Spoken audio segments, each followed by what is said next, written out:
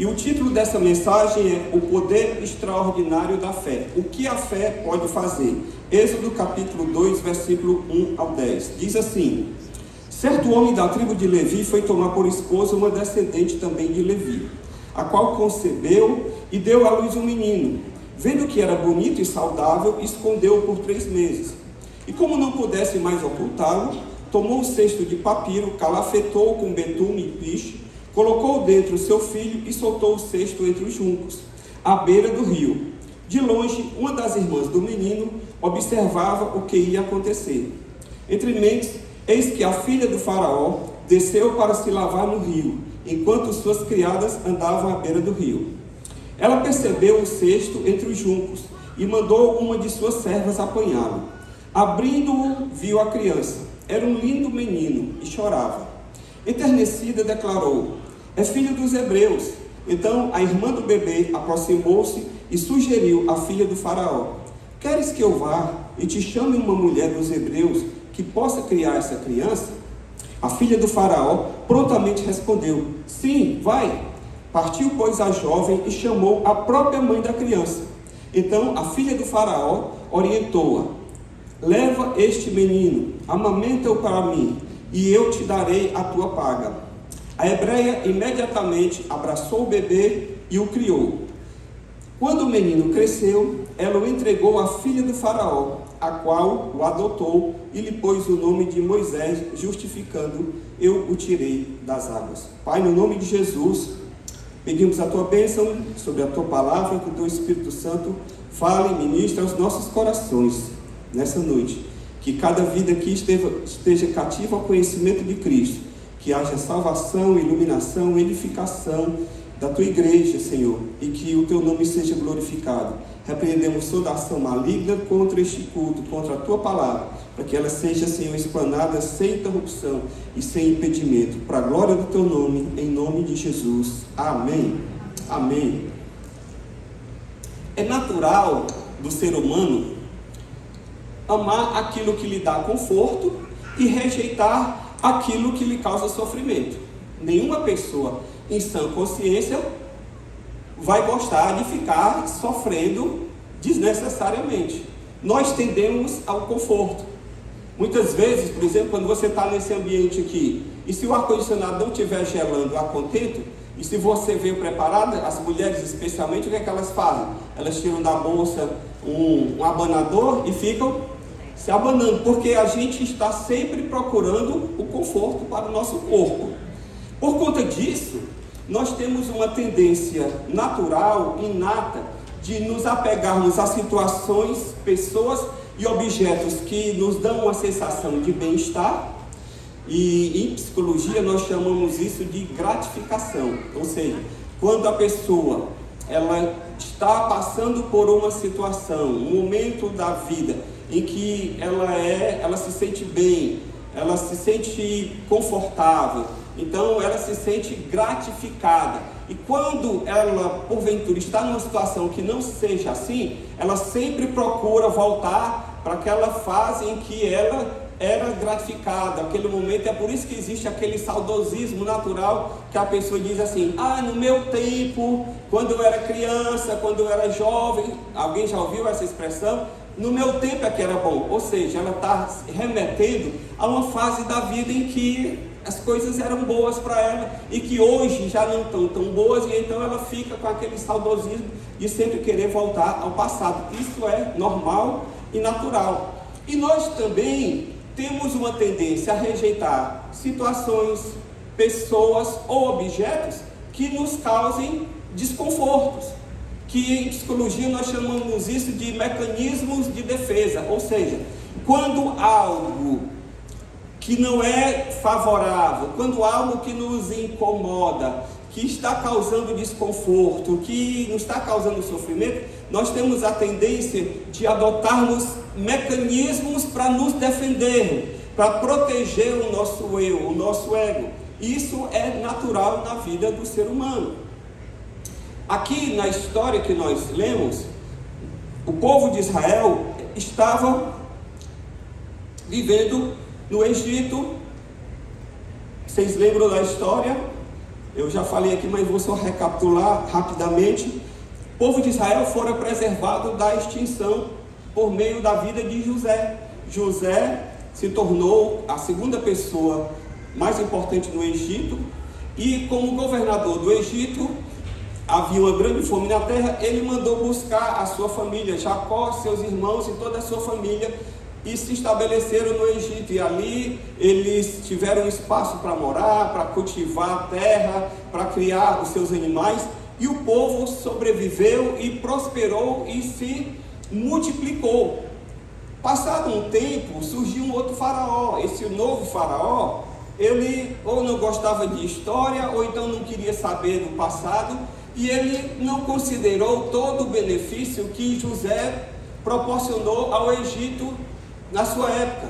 E agora ele só via o quê? O povo de Israel crescendo, se multiplicando, feito com ele, porque estava debaixo da promessa de se tornar uma grande nação, então tinha mesmo que multiplicar. E como ele estava usando o povo hebreu como mão de obra escrava para suas construções, aquelas construções egípcias que até hoje a gente vê, aquilo ali tudo foi feito com boa parte de mão de obra escrava, e dentre os escravos estavam os hebreus. E por conta disso, ele, com medo de uma revolta, o que foi que ele fez? Ele chamou as mulheres, as parteiras egípcias, e disse: olha, quando as hebreias tiverem crianças, vocês matem se for do sexo masculino, porque eu não quero correr o risco de ter o povo se multiplicando e depois se voltar contra nós, se juntar a um governo opositor, e aí isso se virar contra nós. Como essa estratégia dele não deu certo, ele disse: então, agora vou mudar de estratégia. Já que eu não estou conseguindo impedir o nascimento de crianças hebreias, eu vou matar todas as que nasceram do sexo masculino. E então ele deu um decreto para que todas as crianças do sexo masculino que fosse do povo hebreu fosse morta. A família de Moisés era hebreia e estava morando no Egito, então estava debaixo dessa mesma sentença de morte. Quando a mãe de Moisés teve o filho, ela se apegou, como toda mãe naturalmente se apega ao seu filho, e não quis deixar que o seu filho fosse morto, e ela conseguiu escondê-lo por 3 meses, porém depois desse tempo ela já não conseguiu mais escondê-lo. E aí então foi que nós chegamos no texto onde nós lemos essa noite. Ela, não podendo mais esconder, ela colocou a criança num cesto e mandou a filha, a irmã de Moisés, levar para o rio e deixar lá no rio, e deixar a sorte do Senhor, deixar que Deus cuidasse, porque até o momento ela tinha feito aquilo que ela podia para preservar a vida da criança, mas agora ela não podia mais, mas ela estava confiante que Deus ia fazer alguma coisa. E eu queria exatamente meditar com você sobre o que é que a fé, quando a gente tem fé como essa mulher tinha, o que é que a fé pode fazer na nossa vida. Pastor, sendo homens e mulheres de fé, como é que a gente deve lidar com as situações, com as coisas, com as pessoas, no nosso dia a dia, com as dificuldades que surgem? Porque eu estou aqui hoje, estou cheio de problemas. Eu estou aqui hoje, vim aqui para adorar a Deus, mas os meus problemas estão aqui, só escutando. E quando eu sair amanhã, mais tarde aliás, e amanhã eu tiver que voltar para a minha vida normal de trabalho, os problemas vão estar ali comigo. Como é que eu faço? O que eu faço? Como é que o fator fé influencia nessa equação da minha vida, nessa equação de vida, problemas, dificuldade? Como é que o fator fé, que é um dos fatores da equação, como é que ele vai influenciar no resultado final? Se a gente puder falar em outras palavras, dizer assim, pastor, como é que o ingrediente da fé que a gente vive hoje, tudo é receita no YouTube, né? Não sei se vocês viram, mas eu recebo muita receita de coisa para fazer em casa.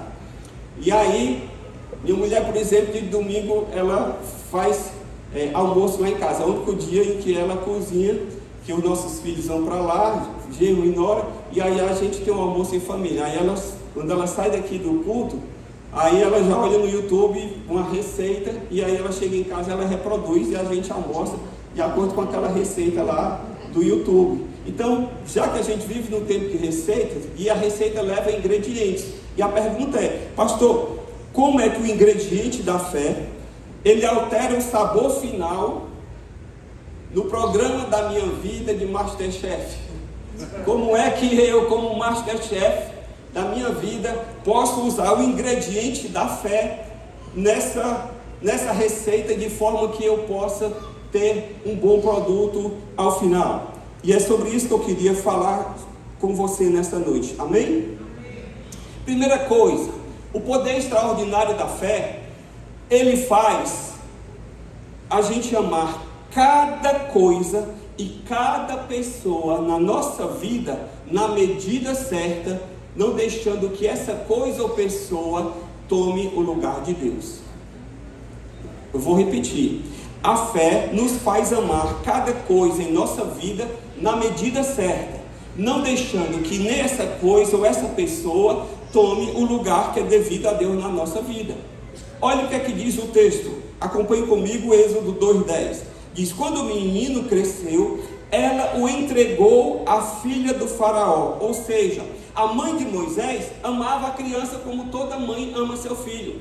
Porém, esse amor que ela tinha por ele é um amor na medida certa, a ponto de abrir mão daquela criança, colocar ela no cesto e confiar na soberania de Deus sobre a vida daquela criança. O amor às coisas, o amor às pessoas é natural na nossa vida e ele é saudável. Agora, desde que esse amor não ocupe o lugar que é devido a Deus na nossa vida. Amém, amém. Eu devo amar minha esposa, devo amar meus filhos, devo amar meus pais, devo amar o meu trabalho, devo amar a minha atividade, tudo aquilo que diz respeito a mim, posso e devo amar, mas na medida certa, e nunca deixando que isso ocupe o lugar de Deus na minha vida. Eu acho que eu já falei aqui, mas eu vou falar novamente. Eu gosto de fazer a seguinte ilustração. Nós estamos com 2 circos aqui na cidade. Já viram? 2 circos ali na Washington Soares? E um circo, esses circos modernos, ele tem geralmente 2 mastros grandes. Mas no interior, o circo, era menor, e ele tinha apenas um mastro principal, aqui no centro. E desse mastro, saíam alguns cabos que prendiam no chão aquele mastro, de forma que ele não pendesse nem para um lado e nem para o outro. O que é que eu estou querendo mostrar com isso? Que na nossa vida, Deus ele é central, ele é como se fosse esse mastro principal, e desse mastro principal saem cabos que prendem esse mastro ao chão. E cada um desses cabos é uma área da nossa vida. É a nossa vida profissional, é a nossa vida sentimental, é a nossa vida financeira, é a nossa saúde, são os nossos relacionamentos. Cada um está aqui gravitando em torno do mastro principal. Porém, é esse mastro principal que dá o equilíbrio na minha vida para que eu possa viver bem em todas as áreas. Porque se esse mastro principal ele não tiver equilibrado, se ele pender, essas cordas menores não vão sustentar. Então, se Deus não tiver na minha vida, as áreas da minha vida vão entrar em desequilíbrio. E eu preciso que quando eu coloco Deus como centro, o meu amor a Deus como primeiro lugar na minha vida, é esse amor que vai dar o equilíbrio para que eu possa amar devidamente cada coisa na minha vida na medida certa. Você entendeu isso? Então, se você é uma pessoa que, eu amo demais o meu marido e esse amor está acima de tudo, você vai pender para um lado. Eu amo demais o meu filho, e se o amor ao seu filho está em desequilíbrio com as outras coisas, vai pender para um lado. Então você não pode amar nenhuma dessas coisas acima de Deus, porque Deus é quem vai dar o equilíbrio em todas as áreas da sua vida. Amém? Na Bíblia nós temos vários exemplos de pessoas que desejavam muito alguma coisa, mas que quando elas obtiveram essa coisa que elas queriam, elas não idolatraram o objeto do seu desejo. e por isso foram recompensadas. Por exemplo, nós temos Ana. Ana desejava muito ter um filho, mas Ana, ela entregou o seu filho, quando ele nasceu, ela entregou a criança ao Senhor. Ela não o teve para si, mas ela entregou ao Senhor. E o Senhor, ao receber aquela criança em consagração, Deus, ele honrou a atitude de Ana, e Ana teve vários outros filhos. Entende? Quando Deus cumpriu, realizou o desejo dela, e ela honrou a Deus, devolvendo para Deus aquilo que ela tanto queria, Deus lhe acrescentou vários outros filhos, e ela se tornou uma mulher de estéril e passou a ser mãe de vários filhos. Nós temos um outro exemplo, Abraão. Abraão queria muito um filho, e quando Deus deu aquele filho que era chamado de Isaac, e Deus pediu o Isaac de volta, Abraão não relutou. Ele disse: não, Senhor, não, peraí, o Senhor me deu, esse filho é meu, eu não posso dar de volta. Ele não relutou, ele entregou de volta a Deus, mostrando que, apesar de amar a criança e desejar muito um filho, o amor a Deus estava acima do amor àquele filho. Ele não idolatrou a criança a ponto de se apegar a ela, mas ele entregou. E quando ele entregou esse filho a Deus, o Senhor então lhe dá uma descendência numerosa, e ele se torna pai de multidões. Esses são apenas dois exemplos para que a gente possa entender que a verdadeira fé, ela nos leva a amar a Deus acima de todas as coisas e de todas as pessoas. Você precisa entender isso, que existe na minha vida e na sua vida um lugar, um espaço que é devido a Deus, e que nós não conseguiremos preencher esse espaço com nada que não seja Deus. Talvez seja por isso que Agostinho dizia que no coração do ser humano há um vazio tão grande, do tamanho de Deus, e só Deus pode preenchê-lo. Quando a gente tenta preencher com as coisas dessa vida, a gente não consegue. Por mais que a gente tenha prazer, por mais que a gente goste, por mais que a gente se satisfaça, mas ninguém, nenhuma pessoa e nenhum objeto nesta vida consegue preencher o espaço que só Deus preenche na nossa vida. Por quê, pastor? Porque quando Deus nos criou, Ele já nos criou com essa necessidade de relacionar-se com Ele. E quando a gente não se relaciona com Deus, fica faltando algo. É por isso que a pessoa, muitas vezes, ela obtém fama, ela obtém riqueza, ela obtém sucesso, ela obtém prazeres mil, mas ela fica faltando alguma coisa, ela sente que está faltando alguma coisa, não há aquele contentamento, e aquela pessoa internamente, você olha e diz, ela tem tudo para ser feliz, ela tem a vida que todo mundo gostaria. E por que ela não consegue ser feliz? Porque essas coisas, elas não preenchem.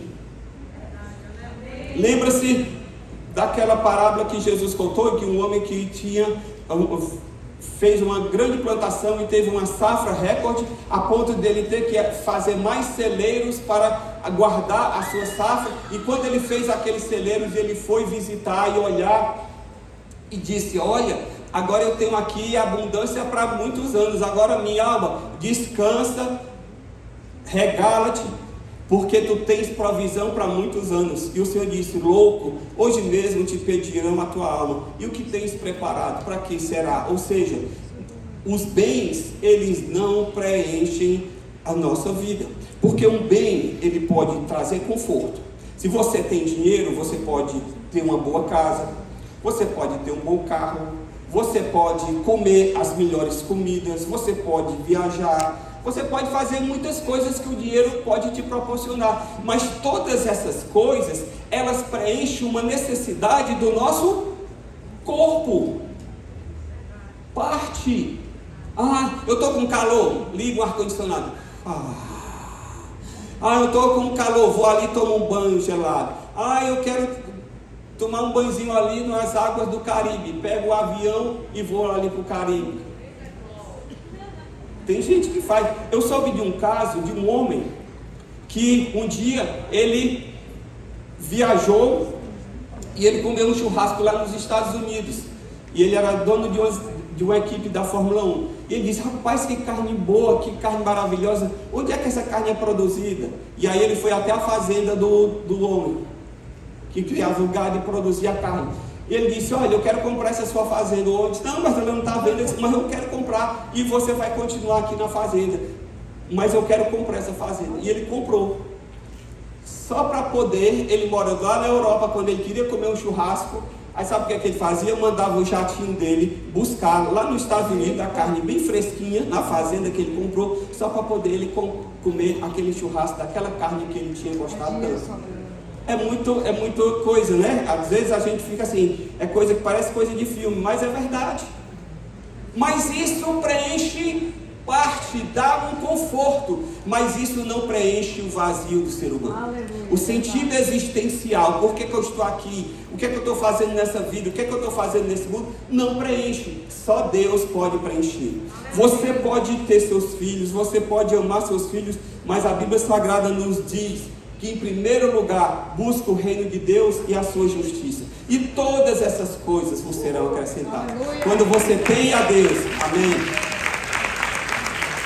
Quando você busca o reino de Deus em primeiro lugar, leia Mateus 6, que você vai ver, esse é o versículo 33, mas até o 32, está falando de comer, beber, provisão, e aí diz o seguinte: quando todas essas coisas, que haveremos de comer, que haveremos de beber, Jesus disse: olha, busca o reino de Deus, porque todas essas coisas vão ser acrescentadas a vocês, amém?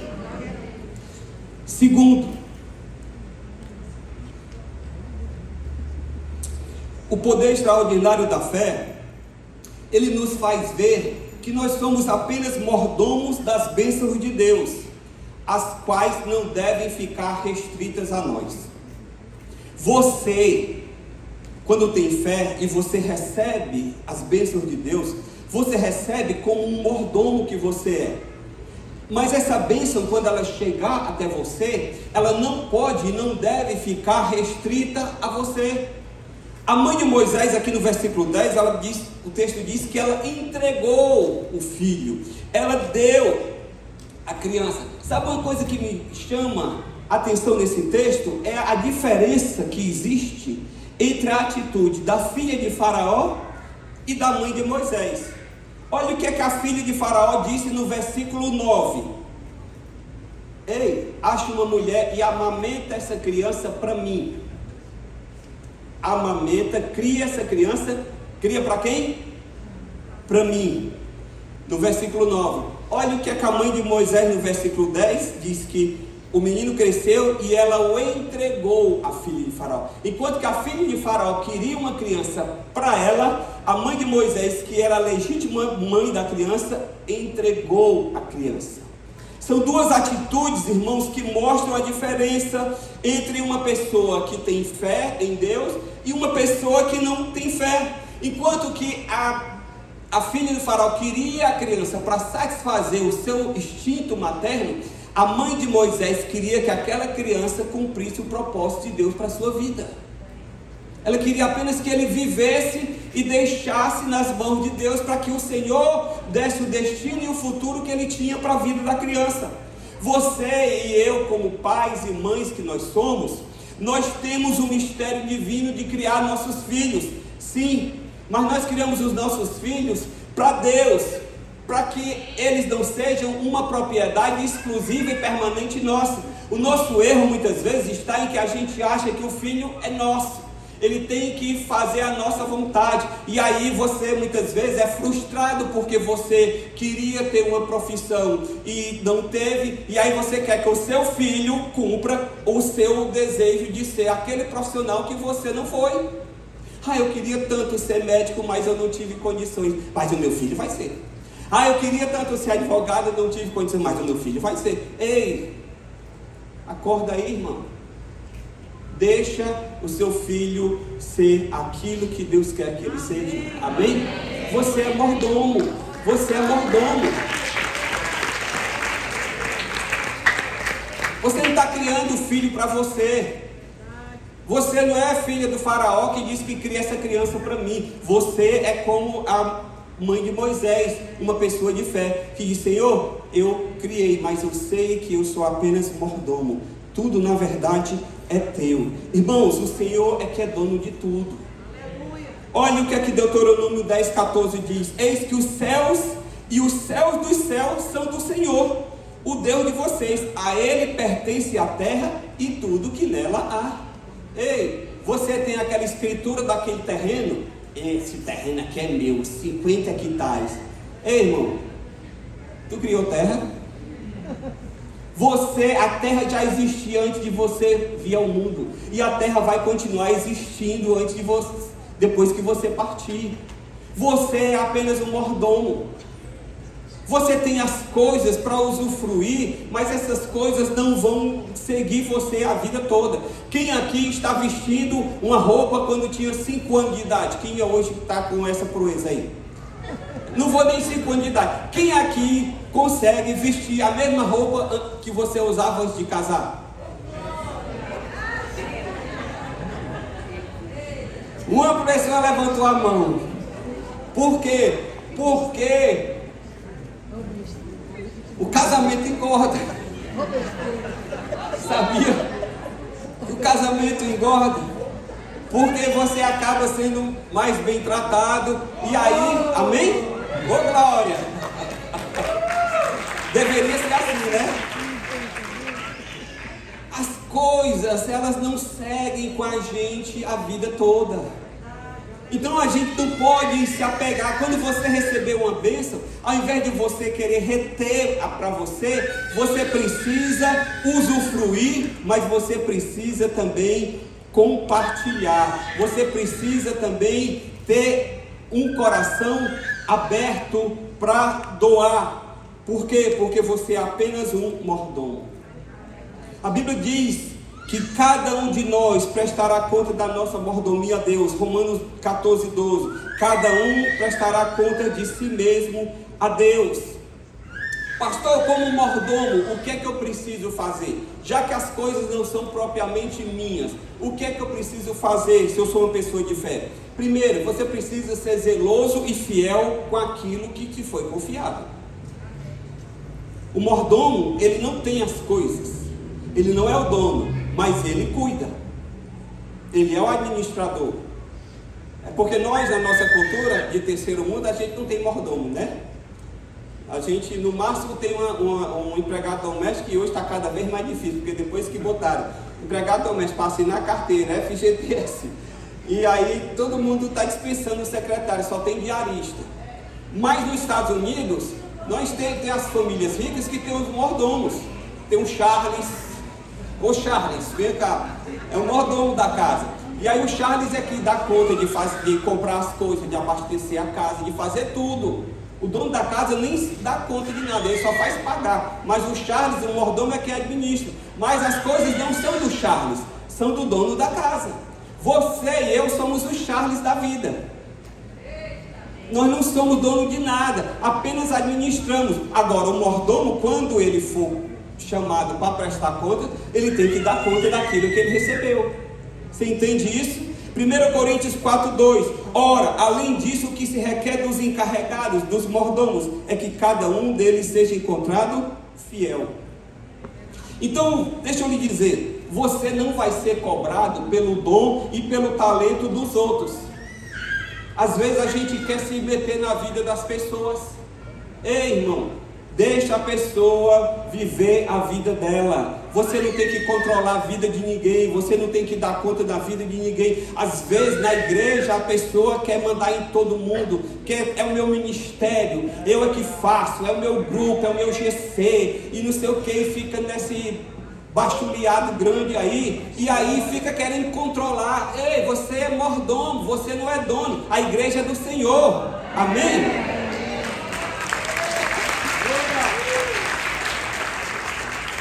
A igreja tem dono, e não sou eu nem é você. Nós somos apenas mordomos. Então você precisa se preocupar em ser fiel naquilo que Deus confiou a você. Não queira dar conta da vida e das ações dos outros. Olhe para a trave que está no seu olho, ao invés de ficar se preocupando com o cisco que está no olho do seu irmão.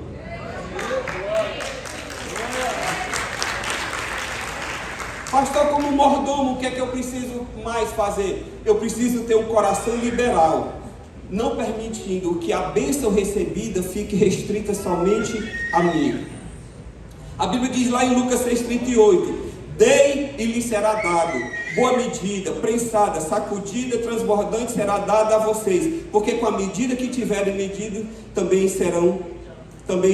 com o que tiverem medido vocês serão medidos também. Então eu preciso entender que é dando que se recebe, não lá aquele de Brasília, em que você dá e recebe troca de favor, mas no sentido de que quando eu dou, quando eu sou liberal, quando eu sou abençoador, eu abro espaço na minha vida para receber mais.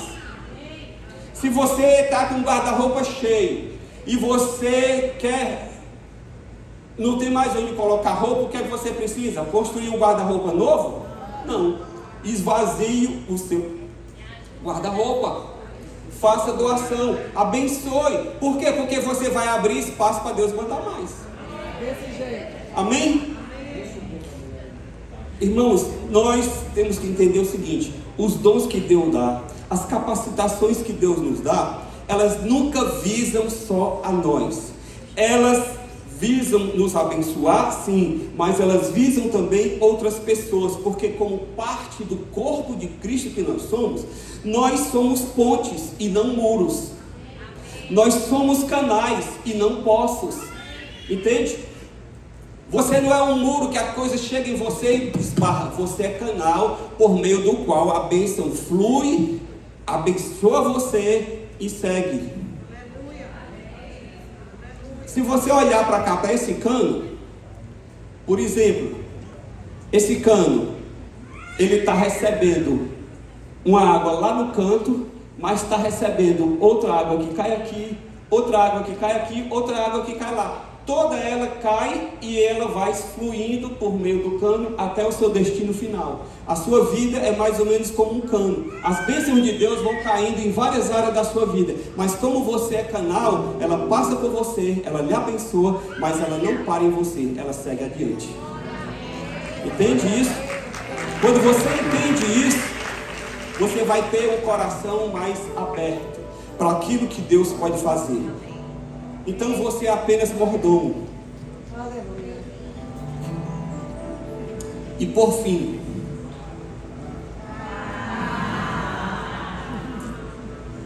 mas é o Deus. A fé, ela nos faz ver que os nossos pequenos gestos de fé podem se tornar grandes bênçãos quando eles são potencializados pelas mãos de Deus. Um pequeno gesto de fé seu que pode parecer insignificante, mas quando esse seu gesto de fé, ele é colocado nas mãos de Deus, e Deus potencializa isso pode se tornar uma grande bênção. Acompanhe comigo no versículo 11, que nós não lemos, nós lemos só até o versículo 10. No versículo 11 do capítulo 2, naqueles dias, sendo Moisés já homem feito, Moisés aqui já tinha crescido, já não era mais criança, já estava lá no palácio de Faraó, a mãe de Moisés já tinha entregue Moisés, a filha de Faraó já tinha levado ele para o palácio, e lá ele já tinha sido criado no palácio, e ele vivia dentro do palácio. E aí o texto diz: naqueles dias, sendo Moisés homem já feito, saiu para visitar seus irmãos, e viu o trabalho pesado que faziam, ou seja, trabalho escravo. Viu também que um certo egípcio espancava um hebreu, soldado egípcio espancando um escravo hebreu, um do seu povo. Por causa, irmãos, do gesto de fé da família de Moisés, Moisés teve a sua vida preservada. Foi um gesto simples, foi apenas uma criança que foi preservada, a vida no meio de milhares de crianças que foram mortas. Mas aquele gesto de fé da mãe de Moisés, da sua família, Deus pegou esse gesto de fé dela e potencializou e preservou a vida daquela criança, e colocou aquela criança lá dentro do palácio de Faraó. E Moisés cresceu ali dentro do palácio, vendo toda a realidade do seu povo.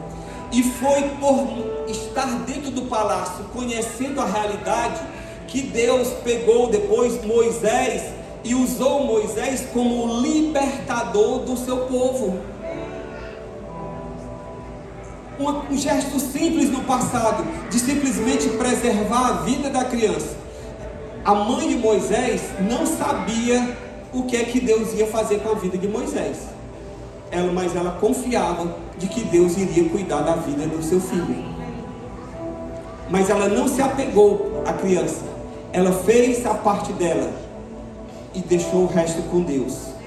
Um gesto simples de fé seu pode ser grandemente usado por Deus para fazer desdobramentos que você nem sequer imagina. Às vezes a gente olha para as pessoas e diz assim: isso aí não vale nada, esse aí não vai dar em nada, esse aí não tem jeito, esse aí já foi viciado, esse aí já roubou, esse aí já fez coisas, não tem jeito. Ei, irmão, peraí, você precisa começar a olhar para as pessoas com os olhos de Deus, porque Deus, Ele olha para nós com um olhar diferente. Nós olhamos com o olhar natural. O olhar natural tem a tendência de dizer: desse mato não sai coelho. Mas quando Deus olha, Deus vê lá na frente, porque Deus não está limitado ao tempo nem ao espaço. E outra, muitas vezes a gente olha e não vê as coisas de Deus, e o que Deus pode fazer, a gente nem sequer imagina. Nossos pequenos gestos de fé podem até parecer insignificantes, mas Deus pode usá-los para fazer grandes coisas a partir dele. Olha o que a Bíblia diz em Zacarias 4:10: porque quem despreza o dia das pequenas coisas? Você olha assim, às vezes são coisas pequenas, e você diz: isso aqui não é nada, não tem muito valor, mas nas mãos de Deus pode fazer muita diferença. Deixa eu contar uma historinha para vocês. Quem aqui já ouviu falar em Billy Graham? Os mais antigos da fé conhecem. Billy Graham, ele foi o maior evangelista do século 20. Conta-se que a mãe de Billy Graham ele morava numa fazenda, lá nos Estados Unidos. E a mãe dele era convertida e ela orava pela conversão de Billy Graham. Só que Billy Graham, com 15 anos de idade, ainda não tinha um coração voltado para as coisas de Deus. Mas a mãe dele orava por ele. E um dia, houve uma reunião de avivamento, uma cruzada evangelística numa cidade vizinha. E um amigo da família, querendo que Billy Graham fosse para essa reunião, porque ele acreditava que Deus poderia pegar Billy Graham ali naquela reunião, falar o coração dele e trazê-lo à conversão, ele fez a seguinte proposta: olhe, Billy Graham, vamos conosco para participar do culto ali. Ele disse: não, eu quero ir não. Ele disse: rapaz, deixa eu fazer o seguinte, se tu quiseres ir, eu deixo tu ir dirigindo o meu carro. Ora, você pegar um adolescente de 15 anos e prometer para ele que ele vai dirigir um caminhão, o que você acha? Menino doido para dirigir, doido para ser homem. Ora, na hora, no interior, que não tinha nada, só enxada, na hora, Billy Graham pegou a direção e foi. E foi lá nessa reunião, participando dessa reunião, que ele se converteu. Um menino de 15 anos, no interior dos Estados Unidos, morando na roça, ninguém dava nada. Billy Graham se converteu. Irmãos, ele se tornou o maior evangelista do século 20. A história dele diz que ele pregou em 185 países e chegou a atingir milhões de pessoas por meio da televisão. Em quase 80 anos de ministério, ele levou o evangelho às pessoas, e contabiliza-se que em torno de 210 milhões de pessoas se converteram por meio do seu ministério. E aí você diz assim: pastor, por causa daquele gesto de fé, daquele homem que queria investir na vida dele, para que ele um dia conhecesse a Jesus, esse homem sabia que Billy Graham se tornaria esse evangelista? Não, mas ele dizia o seguinte: eu quero que ele conheça a Cristo. Porque depois que você conhece a Cristo, o que Deus pode fazer, a gente não sabe. Irmãos, esse mesmo Billy Graham, ele disse o seguinte: mesmo que o exército só tenha 300 soldados, como no caso de Gideão, mesmo que o fogo aumente 7 vezes mais, como no caso de Sadraque, Mesaque e Abednego, mesmo que o leão esteja há dias sem comer, como no caso de Daniel, mesmo que o gigante tenha o dobro da altura, como no caso de Davi, mesmo que o túmulo esteja fechado há 4 dias, como no caso de Lázaro, mesmo que a doença se agrave há 12 anos, como no caso da mulher do fluxo de sangue, mesmo que o cesto só tenha 5 pães e 2 peixes, como no caso da multiplicação dos pães e dos peixes, Deus vai agir, porque Deus é o Deus do impossível. Amém? Pequenos gestos de fé, quando potencializados pelas mãos de Deus, podem fazer coisas extraordinárias. E eu quero terminar lendo um texto que eu acessei no site Pensador. E esse texto de autor desconhecido, o título desse texto é Depende das Mãos. Ele diz o seguinte: uma bola de basquete nas minhas mãos vale R$350, mas nas mãos do Oscar, o melhor jogador de basquete que o Brasil já teve, a mesma bola pode valer pelo menos R$700 mil. Depende de quê? Das mãos que a seguram. Uma raquete de tênis nas minhas mãos não tem valor nenhum, mas uma mesma raquete de tênis nas mãos do Guga o tornaram o número 1 do mundo. Uma vara nas minhas mãos, o máximo que pode fazer é manter os animais afastados, mas nas mãos de Moisés abriu o mar vermelho. Um estilingue nas minhas mãos é apenas um brinquedo de criança, mas o estilingue nas mãos de Davi tornou-se uma arma poderosa que derrotou o gigante. Tudo depende das mãos onde ele está. 2 pães e 5 peixes nas minhas mãos tornam-se alguns sanduíches, mas nas mãos de Cristo alimentam multidões. Tudo depende das mãos que o seguram. Pregos nas minhas mãos podem significar a construção de uma casa, mas nas mãos de Cristo significam a salvação do mundo. Depende das mãos de onde estão. Então o que é que você pode concluir com isso? Que você precisa colocar suas preocupações, seus problemas, seus dilemas, seus sonhos, seus temores, seus anseios, seus interesses, sua família, sua vida nas mãos de Deus, porque tudo depende das mãos e onde estão. Vamos ficar de pé na presença do Senhor. Não despreze os pequenos gestos de fé, porque o Senhor pode potencializar esses pequenos gestos e torná-los grandes. Afinal, tudo depende dele. Eu não sei como é que você chegou aqui hoje, quais são os seus problemas, mas eu quero lhe dizer o seguinte: se você decidir colocar a sua fé nas mãos de Deus, Deus pode fazer coisas extraordinárias. Deus pode mover circunstâncias, Deus pode mover pessoas, Deus pode mudar a situação, porque Deus é quem levanta, Deus é quem abate, Deus é quem tira a vida, Deus é quem dá a vida. O Senhor, tudo depende das mãos de Deus. E eu quero convidar você nessa noite a colocar a sua vida nas mãos de Deus. Você que está aqui, você diz: pastor, eu nunca fiz uma decisão pública por Jesus.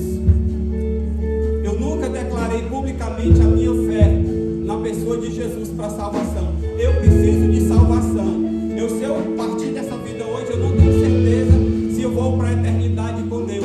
E eu gostaria de ter essa certeza. Eu quero ser uma pessoa de fé. Dê um sinal com a sua mão que eu quero orar por você. Você diz: pastor, eu quero que ore por mim. Entregue minha vida nas mãos do Senhor. Também estou vendo a sua mão levantada ali. Glória a Deus. Quem mais diz: pastor, ore por mim. Eu quero colocar a minha mão nas mãos de Deus. Amém. Estou vendo a sua mão. Eu quero que você que está aí, levantou a sua mão, sai do seu lugar, vem aqui à frente, que eu quero orar por você e por você. Vem aqui à frente, você que levantou a mão. Não tenha receio. Dê esse passo de fé. Dê esse passo de fé. Porque Deus honra a nossa fé. Quando nós damos esse passo em direção a Deus. Aleluia. Glória a Deus. Amém. Amém. Pode vir, por favor. Amém. Querido, por favor. Você que veio aqui à frente, eu queria fazer uma oração com você. E nessa oração, eu vou pedir que você repita comigo, dizendo o seguinte: Senhor, eu quero entregar minha vida inteiramente nas tuas mãos. E eu quero lhe ajudar nessa oração. Então eu vou orar e eu vou pedir que você repita comigo essa oração. Amém? Diga assim: Senhor Jesus, a igreja nos ajuda. Senhor Jesus, nesse momento, eu decido colocar a minha vida em tuas mãos. Eu abro o meu coração para depositar a minha fé inteiramente em ti, para minha salvação, para a condução da minha vida, do meu destino e o meu futuro. Eu entrego a ti. Assim como a mãe de Moisés colocou a vida dele em tuas mãos, eu coloco a minha vida nessa noite em tuas mãos. Me salva, me perdoa, me limpa e me purifica. Dá-me a convicção de salvação. Revela-te a mim como único Deus, vivo e verdadeiro, e a Jesus Cristo, a quem tu enviaste. É assim que eu oro, com fé, no nome de Jesus. Amém. Amém. Agora eu vou orar por você. Pai, eu quero te pedir que o Senhor, pelo poder do teu Espírito Santo, confirme nessas vidas, Senhor, a salvação. Senhor, se revela como Deus que tu és. Senhor, nós como igreja, nós pregamos, nós falamos, mas é o Senhor quem salva, é o Senhor quem cela, é o Senhor quem se revela. E assim como um dia o Senhor nos alcançou, alcance cada um deles agora, em nome de Jesus. Perdoa seus pecados, limpa, purifica, escreve seus nomes no livro da vida, para nunca mais ser apagado. E que eles se tornem homens e mulheres de fé, para a glória do teu nome, em nome de Jesus.